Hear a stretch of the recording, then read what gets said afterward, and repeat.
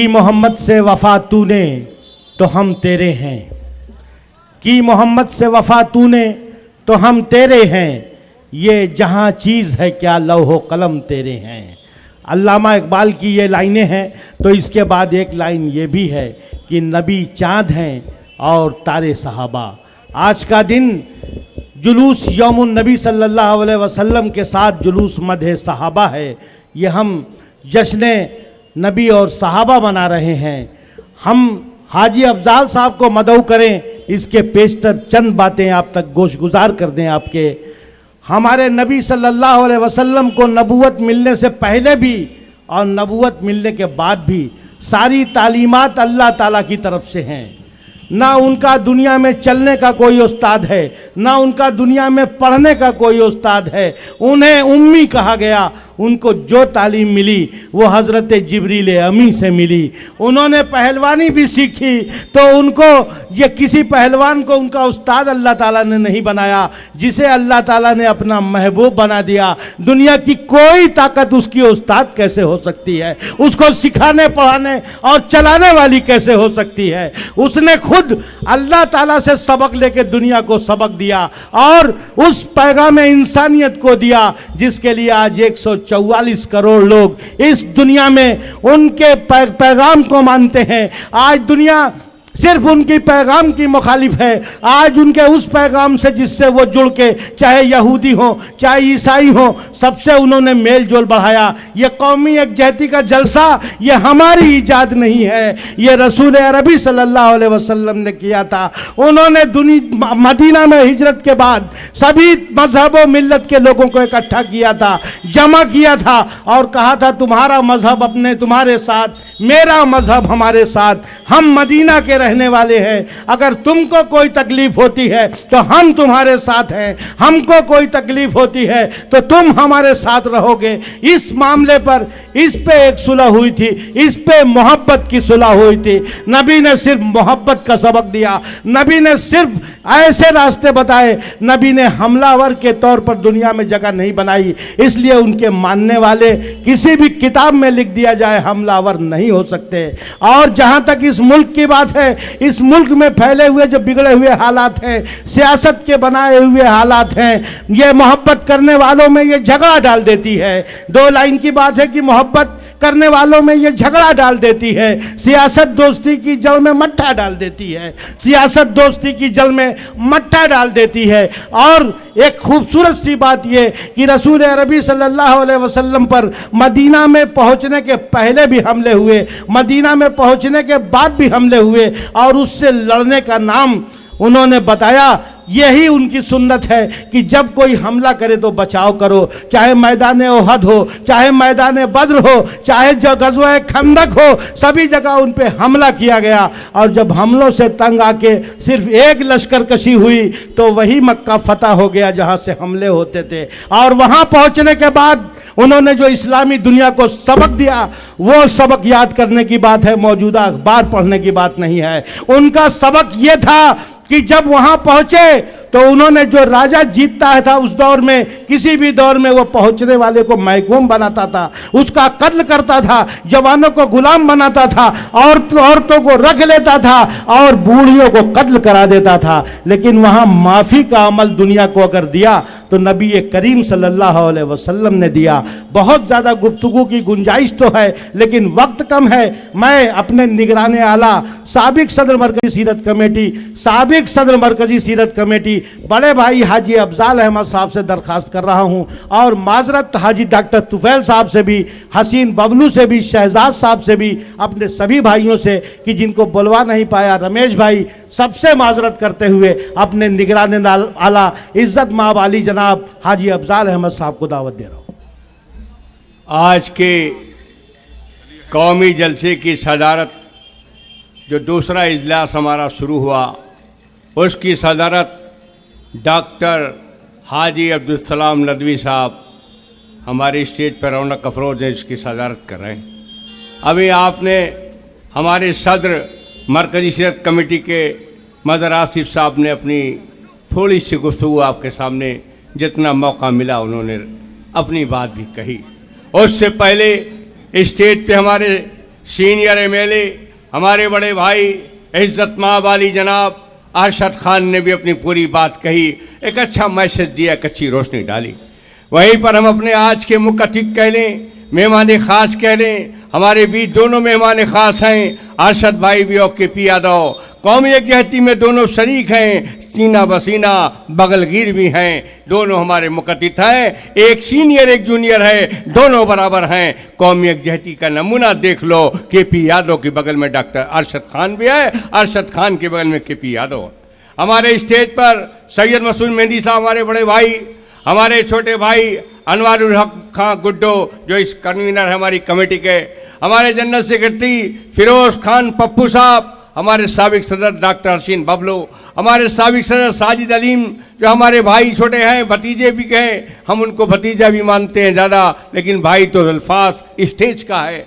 हमारे स्टेज पे तमाम उलमा हजरात, हमारे तमाम केवल चंद भाई, हमारे अशोक बैंकर साहब, रमेश यादव जी, PC विश्वकर्मा जी, अनवारुल हक दुआरे भाई हमारे बड़े भाई बहुत देर से बैठे हैं, हमारे पिंडाल की जीनत हैं, हमारे दावर भाई हमारे पिंडाल की जीनत है, घुटने से थोड़ी माजूरी थी, नहीं तो स्टेज पे आते वो बोलते। हमारे बीच अभी कामिल हनीफ साहब भी थे, कहीं चले गए।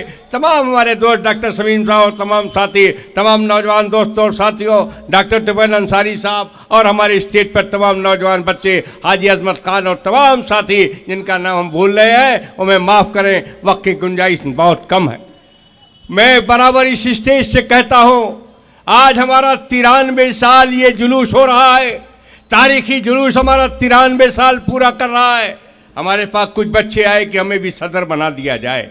हमने कहा बेटा 2025 तक इंतजार करो, जब 100 साल पूरा हो जाएगा, जब 100 साल जश्न मनाया जाएगा तो शायद की तरह नंबर आ जाए। और उम्मीद पे कायम रहो और लोगों के साथ काम करो। मैंने बच्चों को हौसला दिया और 7 साल वेट करो, उसमें काम करते रहो, देखते रहो, तुमको तजुर्बा होगा। जब 100 साल पूरा होगा 2025 में तो तुम्हारा भी नंबर आ सकता है। अल्लाह जिसे चाहे उससे काम लेता है। ये महफिल हमारे आका की है, ताजदार मदीना, नूर मुजस्सम, अहमद मुस्तफ़ा, मोहम्मद मुस्तफ़ा सल्लल्लाहु अलैहि वसल्लम की आमद पर आज उनकी विलादत के मौके पर हम ईद जश्न मनाते हैं, हम ईद मिलादुन नबी मनाते हैं। हमारा एक फिरका, हमारा एक भाई इसको 12 वफात कहता, कतई नहीं 12 वफात मनाते, कतई नहीं, दिमाग साफ कर लो। हमारा हिंदू भाई भी बोलने लगा, हम उसको समझाते रहते हैं, अपने बड़े भाई हिंदू भाई को समझाते हैं। ईद मिलादुन नबी है, ईद के माने खुशी, मिलादुन नबी आज हमारे पैगंबर की आमद है, आज उनकी पैदाइश का दिन है, वफात का दिन नहीं है। कहीं कोई कहता, मौरखीन ने कहा 12 तारीख पर दुनिया के तमाम मौरखीन की एक इज्तिमा हुई, उसमें तय हुआ कि 12 तारीख को आका की विलादत हुई।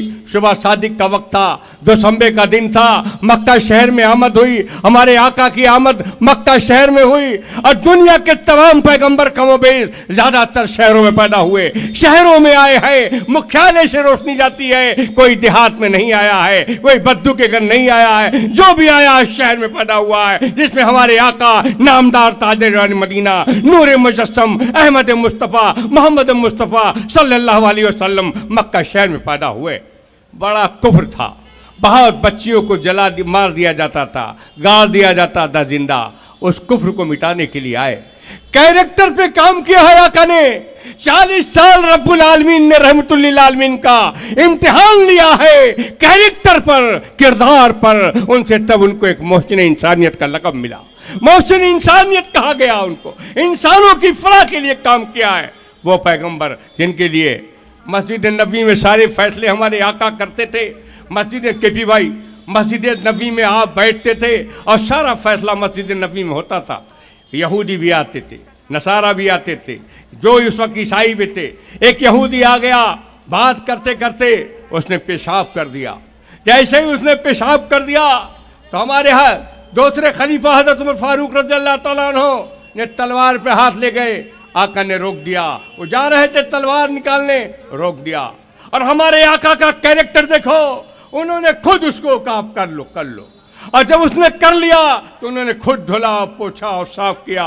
मस्जिद नबी में उस कैरेक्टर को, पाका के किरदार को देखने के बाद यहूदी ने कहा, आका हमें अपने इस्लाम में ले लो, हमें कलमा पढ़ा दो, आपसे बेहतरीन रसूल कोई नहीं है, आपसे अच्छा कोई रसूल नहीं है, आप हमें मिला दीजिए, हमको कलमा पढ़ा दो। उस कैरेक्टर को देख के ये आका ने खुद उसका पेशाब साफ किया, मस्जिद नबी में था। और उनके कैरेक्टर को देखने के बाद उन्होंने उसका जब देखा तो आका ने उसको कलमा पढ़ाया और ईमान में दाखिल हुआ। वो यहूदी, ये हमारे नबी करीम सल्लल्लाहु अलैहि वसल्लम का कैरेक्टर देखो। एक वाक़या और बता रहे हैं आपको कि जी भाई बहुत से सारी उनकी ज़िंदगी के बहुत सारी चीज़ें हैं, रात ख़त्म हो जाए, महीना कम हो जाए, उनकी इतनी सुन्नतें हैं, इतनी चीज़ें हैं, बताते बताते उलमा भी थक जाए। हम तो एक फ़कीर आदमी हैं, उनके एक उम्मती हैं अदना से।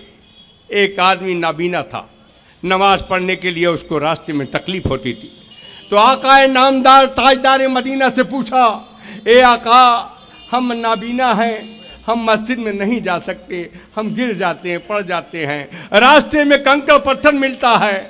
कहा, आका ने कहा ना अजान सुनते हो? कहा हाँ। कहा मस्जिद में आना होगा। फिर कुछ दिन के बाद इसी तरह कहा अजान सुनते हो? कहा मस्जिद में आना होगा। जब आका ने एक नाबीना के लिए भी कि अजान अगर कान में गई तो मस्जिद में जाना होगा, मस्जिद में नमाज पढ़ना होगा, उस नाबीना के लिए भी ये गुंजाइश नहीं थी, लेकिन मस्जिद में आका ने कहा कि अजान अगर कान में आई है तो मस्जिद की तरफ आओ। ये आका की तालीम मात में थी।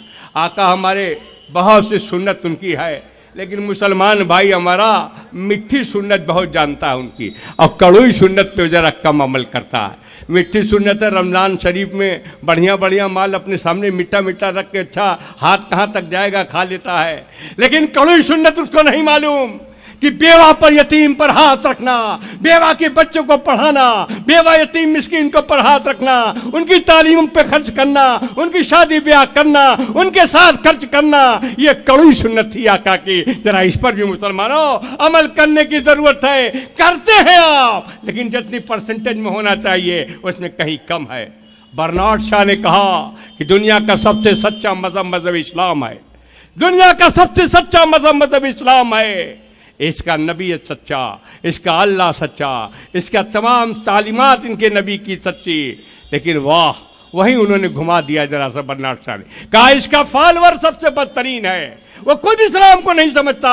मुसलमानों के लिए उसने कहा अगर तुम अपने मजहब को समझ लो तो शायद आज तुम्हारी आँख की रोशनी से, शायद आज तुम्हारे जुमले से, शायद आज तुम्हारे कैरेक्टर से, शायद आज तुम्हारे किरदार से काफ़ी लोग मुसलमान होते। ये बर्नार्ड शॉ ने कहा है, अफजाल ने नहीं कहा है। किताब पढ़ के देख लो। आका का नाम सबसे कुरान में 99 नाम अल्लाह का है, जहाँ ख़त्म होता है वही मोहम्मद रसूलुल्लाह है। कलाम पाक में देख लो, पढ़ लो, 99 सिफत के मालिक अल्लाह है, लेकिन ख़त्म करते हैं तो रसूलुल्लाह पे सल्लल्लाहु अलैहि वसल्लम पे। हम उनकी आमद मना रहे हैं, हम उनकी खुशी मना रहे हैं। हम तमाम सजावट कमेटी के लोगों का शुक्रिया अदा करते हैं, तमाम सजावट कमेटी के साथ फनी सिपा गली के अखाड़े का और उनके उस्तादों का शुक्रिया अदा करते हैं, और तमाम अंजुमनों का शुक्रिया अदा करते हैं, उनके साहिब बयास का जो नज़्म पढ़ते हैं, जो 2 महीना से मशक़ी कर रहे हैं। हम मरकजी सीरत कमेटी की तरफ से तामे दरमे कदमे शुक्ने जिन लोगों ने हमारी कमेटी को ताउन दिया है, हिंदू और मुसलमान सबका हम शुक्रिया अदा करते हैं। ख़ास तौर से मदरिस बहुत अच्छा लड़का है जिसका मुकद्दर तेज है, इसकी कमेटी का मुकद्दर तेज है, इसके तमाम लोगों का ये बहुत दिन के बाद बड़ी अच्छी सजावट हुई। इन्हीं चंद अल्फाज के साथ आए हुए मेहमानों का इस्तकबाल करते हैं, स्वागत करते हैं, सामाईन हज़रात का करते हैं। खुदा हाफ़िज़। बहुत बहुत शुक्रिया। बहुत खूबसूरत सी बातें हाजी अफजाल अहमद साहब से।